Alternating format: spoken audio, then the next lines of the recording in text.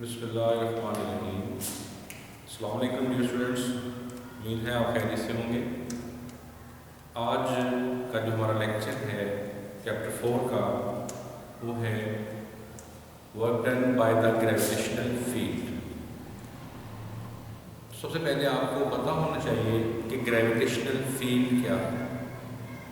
Gravitational field को हम define करते हैं कि space around the earth in which gravitational force acts, यानी कि ज़मीन के इर्द गिर्द का जो विसिनिटी है, रीजन जहाँ पर जो फोर्स ऑफ ग्रेविटी एक्ट करे, वो कहलाता है ग्रेविटेशनल फील्ड। अब हमने वर्क डन निकालना है बाय ग्रेविटेशनल फील्ड, तो हम कैसे निकालेंगे आइए देखें। अच्छा, अब इसको करने से पहले सबसे पहले आपको ये बताना चाहिए कि हमारे पास एक ऑब्जेक्ट है जिसका मैस m। अब जो ग्रेविटेशनल फोर्स उसमें लग रही है that is equal to weight, और वेट भी क्या है, फोर्स है, और ये एक्ट कर रही है वर्टिकली डाउनवर्ड। हमने क्या किया, हमने इस ऑब्जेक्ट को मूव करवाया अलॉन्ग दिस डिस्प्लेसमेंट b। तो देखिए एंगल क्या बन रहा है, 90। और बच्चों ये हम पहले पढ़ चुके हैं कि जब भी फोर्स और डिस्प्लेसमेंट के दरमियान एंगल 90 होगा तो वहां पर वर्क डन क्या आएगा, वो 0 डिग्री। सेकंड, जब हम इसी ऑब्जेक्ट को लिफ्ट करते हैं अपवर्ड ग्रेविटेशनल फील्ड के अगेंस्ट, तो ग्रेविटेशनल फोर्स क्या है, वो डाउनवर्ड है। हम जेट मूव कर रहे हैं उसके अपोजिट, तो एंगल जो बनेगा दैट इज 180 डिग्री। तो ये आपको पता है कि जब एंगल 90 से बढ़ जाता है तो वर्क क्या आएगा, वो नेगेटिव। तो वर्क जो है यहाँ पर क्या आएगा, वो नेगेटिव वर्क जो है वो आ जाएगा। सो अब देखिए हमने जो है हमारे पास एक ऑब्जेक्ट है, उसको मूव करना है ग्रेविटेशनल फील्ड के अंदर ए से बी पॉइंट। अब ए से बी पॉइंट तक जाने के हमारे पास 3 पाथ हैं। एक ये पाथ 1, आप ए से पहले डी पर जाएंगे, फिर डी से बी। दूसरा पाथ ये है पाथ 2, ए से पहले आप सी पर चले जाएं, फिर सी से बी तक। और थर्ड पाथ है that is called curve path. तो अब इन तीनों पाथ में हमने अलग-अलग वर्क डन निकाला। तो देखिए पहले हम पाथ 1 लेते हैं। तो पाथ 1 में वर्क डन हम ले लें A B B path, A B path. So work done in moving the object from A से डी, डब्ल्यू ए डी आ गया, plus work done in moving the path from D से B, तो ये अब देखिए जब मूव करती है यहाँ पर बॉडी इस पाथ में, तो एंगल 90 बन रहा है, एंगल 90 है। और एंगल 90 में हम पहले हमने डिस्कस कर लिया है कि वर्क डन क्या होगा वहाँ पर 0। तो ए से डी पर जब बॉडी मूव किया तो एफ डी कॉस 90, कॉस 90 0 होता है, 0 के साथ जब भी कुछ मल्टीप्लाई होगी तो रिजल्ट क्या आएगा, 0। Similarly work done from D से बी तक देखिए। सो डी से बी तक जब आप मूव कर रहे हैं तो यहाँ पर आप अबाव मूव कर रहे हैं, हाइट कवर कर रहे हैं, ग्रेविटेशनल फोर्स डाउनवर्ड है, तो एंगल क्या बना 180। और ये हमने देखा था कि जब भी एंगल 90 से बढ़ जाता है तो वर्क क्या आता है, नेगेटिव। तो यहाँ पर देखिए हमने यहाँ पर लिखा F H cos 180, F force है, एम जी आ जाएगा, एच डिस्टेंस, और कॉस 180 की वैल्यू होती है -1। तो जब ये मल्टीप्लाई होगा इसके साथ तो आपके पास जो रिजल्ट आएगा वो आ जाएगा -mgh। सो वर्क डन जो है इस पाथ में जो हमारे पास निकला ये डिग्री में आ गया है -mgh। अब हम पाथ सेकंड जो है ये फॉलो करेंगे। सो इन पाथ 2 में हम वर्क डन निकाल रहे हैं। तो पाथ 2 में हम लिखेंगे work done in the path A C B. A से सी पर, फिर सी से बी तक बॉडी ले जाना। तो यहाँ पर आप लिखेंगे work done in moving the object from A to C, plus work done in moving the object from C to D. अब देखिए ए से सी तक फिगर में आएगा, ए से सी बॉडी जब मूव करेगा तो देखिए यहाँ पर भी मूव का एंगल जो है आपका वो 180 बनेगा। तो 180 एंगल जब भी बनेगा तो नेगेटिव मार्क आएगा। तो यहाँ पर आप उसको लिख सकते हैं एफ एच इंटू कॉस 180 और कॉस 180 जो होता है ये -1। तो एफ को हमें लिख रहा हूँ एम जी एच, यहाँ पर कॉस की वैल्यू -1, तो ये आपके पास आ जाएगा -mgh। अब देखिए second plus work done from C to P. जब आप इसमें वर्क डन करवाते हैं बॉडी पर, बॉडी मूव कर रहा है इन दिस डायरेक्शन, डिस्प्लेसमेंट ये है और ग्रेविटेशन फोर्स जो है वो एट वर्टिकली डाउनवर्ड, तो एंगल जो बन रहा है यहाँ पर that is 90 degree. So cos 90 0 हो जाता है, तो यहाँ पर लिखेंगे एफ डी cos 90, तो cos 90 जो होगा दैट 0, तो वर्क डन आपका क्या आ जाएगा 0। सो अब अगर इसको आप ऐड करें तो सिर्फ आपका रहेगा -mh। सो वर्क डन होगा इस पाथ में भी क्योंकि हमारे पास -mgh। अब अगर इसको क्वेश्चन 1 कहते हैं और इसको हम कहते हैं क्वेश्चन नंबर 2, तो दोनों में स्टूडेंट्स आप देख सकते हैं कि रिजल्ट में कोई फर्क नहीं पड़ा। इसका मतलब ये हुआ कि पाथ 1 अडॉप्ट कर लें या पाथ 2 अडॉप्ट कर लें, वर्क डन जो होगा वो एक जैसा ही निकलता है। अब हमारे पास रह गया है पाथ 3। तो पाथ 3 को देखिए आप, पाथ 3 में जो है कर्व्ड पाथ है। अब इस पाथ में आपने अगर कैलकुलेट करना है तो इस पूरे पाथ को हम डिवाइड कर देते हैं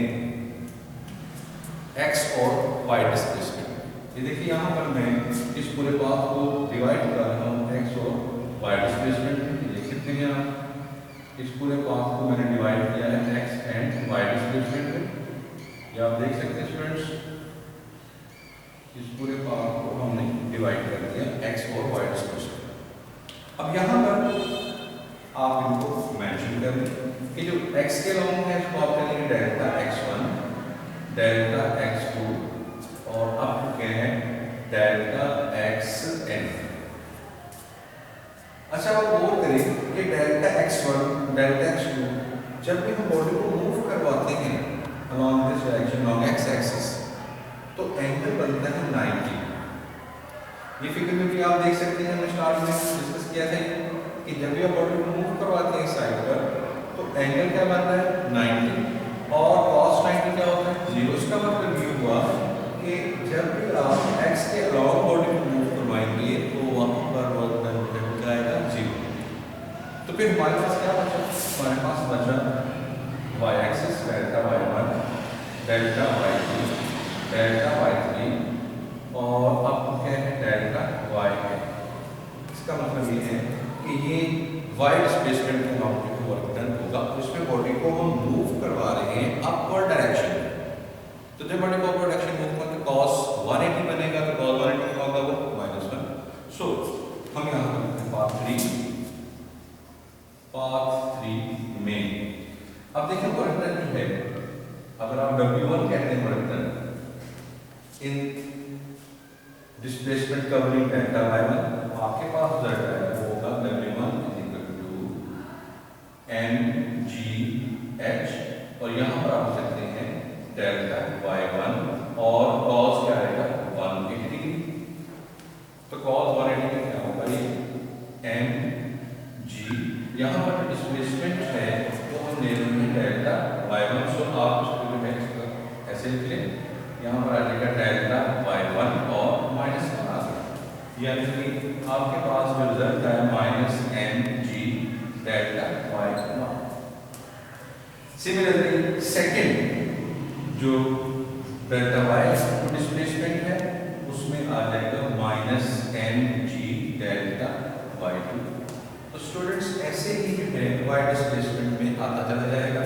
और अगर आप लास्ट कैलकुलेट करते हैं, लास्ट वर्क जो होगा that is -mg delta yn।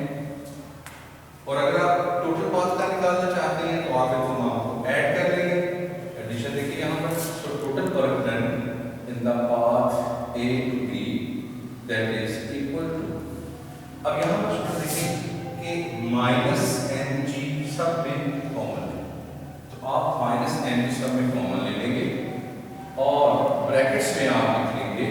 Delta y1 plus delta y2 up to last level की डेल्टा yn।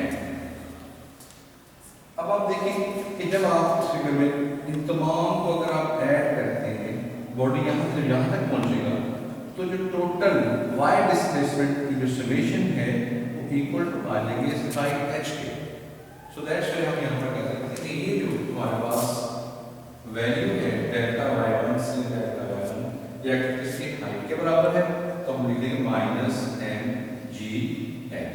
तो देखिए स्टूडेंट्स, वर्क डन जो है a से b थर्ड पाथ में भी सेम निकला। तो इक्वेशन नंबर 1, इक्वेशन नंबर 2 और इक्वेशन नंबर 3 हमें ये बताती है कि आप कोई भी पाथ फॉलो कर लें, जो वर्क डन है वो इंडिपेंडेंट ऑफ द पाथ है। यानी कि हम कह सकते हैं कि वर्क डन है, work done by gravitational field है, ये इंडिपेंडेंट है, independent of the path followed. कि जो मर्जी पाथ आप फॉलो कर लें, जो वर्क डन है वो सेम। सिमिलरली स्टूडेंट्स, अगर आपसे पूछा जाए कि आप वर्क डन निकालें in close path, close path में वर्क डन अगर आप निकालें, तो फिर आप क्या करेंगे? आप इसी फिगर को जो है वो ले लेंगे। अब इस फिगर में देखिए क्लोज पाथ कौन कौन सा बनता है?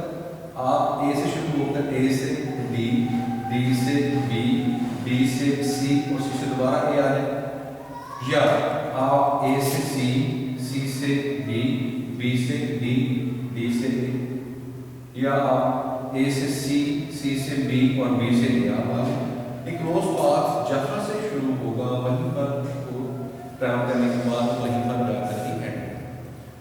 तो क्लोज पाथ का वर्क निकालते हैं तो वो 0 है। तो ये क्वेश्चन भी आता है कि वर्क डन क्लोज पाथ जो है वो अगर आप निकालें, work done in close path जो है वो 0। ये भी आपका जो है क्वेश्चन, इसी क्वेश्चन का हिस्सा है। अब अगर आप इसको करना चाहते हैं तो आप वर्क डन निकालें। वर्क डन कोई भी क्लोज पाथ आप ले लें, ए, सी, बी और डी और बाद में फिर ए, ये आप लिख लिए यहाँ पर क्या वर्क ए से सी, सी से बी, बी से डी और डी से। अब हम फिगर में देखते हैं कि फिगर में ए से सी जब आपने निकाला था तो ये माइनस में आया, सी से डी में क्या था? 0 था, निकाला एंगल 90। बी से डी में क्या था? फिर माइनस। फिर अब जहाँ पर बॉडी जब मूव कर रहा है डाउनवर्ड, तो यहाँ पर दोनों ऑब्जेक्ट की मोशन भी और डिस्प्लेसमेंट दोनों सेम डायरेक्शन में, तो यहाँ पर जो है वो 0 हो जाएगा और प्लस में आएगा। यहाँ पर फिर ऑब्जेक्ट मूव करेगा तो एंगल 90 है। अब यहाँ पर अगर मेंशन करें तो देखिए जरा, work done from A to C plus work done from B से D plus work done move the body from D से डी, उसके बाद बी से डी हो जाएगा। Work done from C to B लिखा है हमें, तो work done from C to B, फिर यहाँ पर आ जाएगा work done from B to C plus work done from C to ए।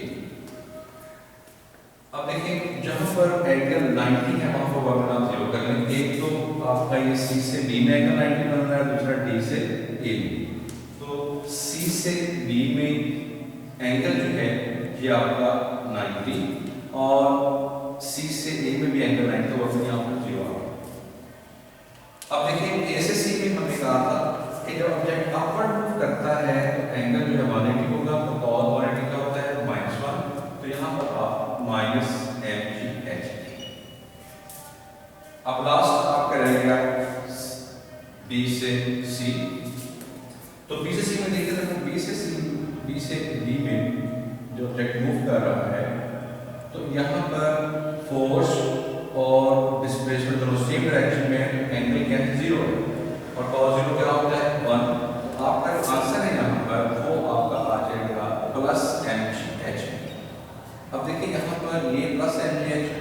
ये आपस में कट जाती हैं तो टोटल वर्क डन क्या आएगा आपके पास 0। सो work done in a close path जब भी आप निकालेंगे वो क्या आएगा, वो 0। अब जो लास्ट पॉइंट रहेगा इसमें कि कंजर्वेटिव फील्ड क्या होता है। कंजर्वेटिव फील्ड एक ऐसा फील्ड है जिसमें work done in by the gravitational field independent of the path हो, पहला पॉइंट, या work done in a close path 0 हो, तो उस फील्ड को हम कहते हैं कंजर्वेटिव फील्ड। तो क्योंकि ये ग्रेविटेशन फील्ड में हमने किया तो ग्रेविटेशन फील्ड क्या है, कंजर्वेटिव फील्ड है। इसके अलावा जो इलेक्ट्रिक फील्ड होता है वो भी कंजर्वेटिव फील्ड होगा, और जिस पर ये कंडीशंस अप्लाई नहीं होती वो फिर नॉन कंजर्वेटिव फील्ड कहलाएगा। तो स्टूडेंट्स ये था आपका आज का टॉपिक। अल्लाह हाफिज़।